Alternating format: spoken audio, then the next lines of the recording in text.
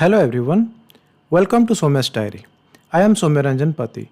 Today we will discuss about initiatives of Ministry of Electronics and Information Technology in the area of software and services. So before coming to the initiatives, allow me to give you a broad framework of National Software Policy 2019. The aim of the policy is to develop India as a global software product hub. For that, there is need to be a proper strategy in place. In order to promote software product business ecosystem, the policy has created one registry, Indian Software Product Registry. It will bring all software product at one single platform. This will create trusted trade environment. Moreover, it will act as a gateway for software product companies with exposure to global players. Moreover, it will provide a database of software products.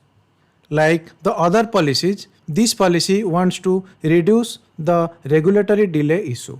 It also wants to develop its HS code for software companies. So what is HS code? HS code means it's a harmonized system for classification of goods. A 6-digit code is attached to a product. From there, at international level, we can recognize the product. The policy mentions about tax setup or for R&D development and active participation of software companies in capital market. In order to nurture startup, the policy wants to develop incubation program. Let me explain certain terms here. So the first term is startup. So a startup means a young company founded by one or more entrepreneurs to develop a unique product or service and bring it to the market. At this stage, when the founders and other family members invest money in it, it is known as pre-seed funding stage. Seed funding is the first official money that a business venture raises from the market. There are many potential investors at such a situation: incubators, venture capital companies, angel investors, and many more. Let me explain those in brief. As the name suggests, incubator firm help startup from an early stage idea to a company that can stand on its own. They provide office space, administrative function, education, and mentorship, access to investor and also to the capital. Incubators either charge a fee for their services or take an equity in the company. On the other hand, venture capital financing is provided to the company at different stages of evolution. They may be provided at early and seed funding stage. Venture capital funds manage pool investment from high growth opportunity in startup. The most common type of investors at seeding phase is the angel investors. They appreciate the riskier venture and expect an equity stake in the company for their investment. Once the business has developed a track record, it may opt for Series A funding. Then it may go for Series B funding and Series C funding. But we are not interested in going so far, since we are here interested only terms discussed in the policy. In order to promote entrepreneurship, the scheme wants to set up an incubation program. The policy also mentions about creation of venture software product development fund. The fund will act as a fund of funds. I have explained what is fund of fund in yesterday's discussion. Hope you appreciate the concept there. The scheme mentions about granting aid to micro, small and medium enterprises. So what is MSME? That is micro, small and medium enterprises. I wrote one article series on Atmanirbhar Bharat. So that's a blog series. On the 6th article, I have mentioned about the recent development about MSME. Please refer there to know more about the recent policy change in the sector.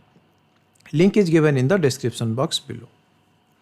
The policy also mentions about setting up a center of excellence to promote the design and development of software products. It also wants to promote open application programming interface. An open application programming interface is different from open source software product.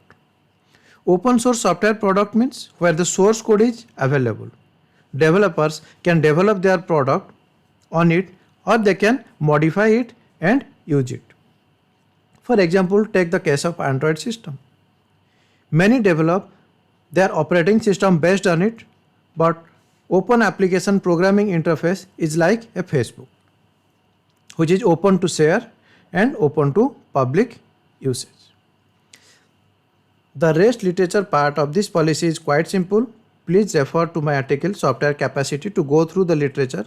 Link is given in the description box. Now, come to the key initiatives. We have already understood the Indian Software Product Registry under the National Policy on Software Products. We also understood about the incubation scheme. Then we understood about Software Product Development Fund.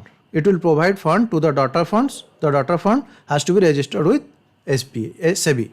Then one startup accelerator program, that is Samridh, is there. A research and innovative scheme for software product development, Rise for Software product, is there. It aims at boosting public-private partnership in the sector. Another initiative, Software Technology Park Scheme, that is STPI, was set up in 1991 as an autonomous society under the ministry. It will provide single window clearance for software export. There are many benefits like duty-free import of capital good, IGST exemption, 100% FDI are given under the initiative. There is also another initiative to develop Center of Excellence in specific domains like Internet of Things, blockchain, fintech, artificial intelligence, augmented and virtual reality, medical electronics, data science and analytics, and in the like sectors. These Center of Excellence will provide comprehensive structural and fundamental support including lab and incubation, training, mentoring, handholding, funding to the sector. Then I explained the concept digital diplomacy in my article on digital diplomacy. If you don't know the concept, then please refer to the article. Link is given in the description box. In short, here I can say that this is a diplomacy where the country's own domestic interest related to ICT and IT sector that is promoted at international stage. So in order to protect India's interest and promote India's digitalization story on the global platform, Ministry of Electronics and Information Technology actively participated in various multilateral meetings including G20, BRICS, Shanghai Cooperation Organization. So that's all for today. I hope the content will be helpful for your preparation. Meet you tomorrow with another topic. Thank you very much for your valuable time. Thank you.